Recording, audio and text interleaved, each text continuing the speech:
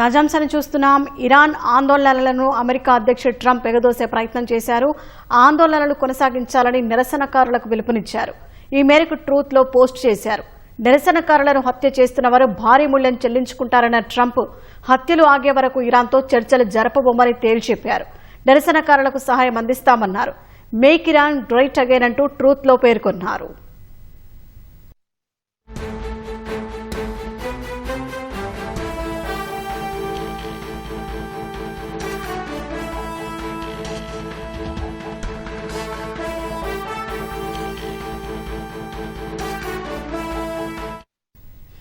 Iran ఆందోళనలను America అధ్యక్షుడు Trump ఎగదోసే ప్రయత్నం చేశారు. ఆందోళనలు కొనసాగించాలని నిరసనకారులకు పిలుపునిచ్చారు.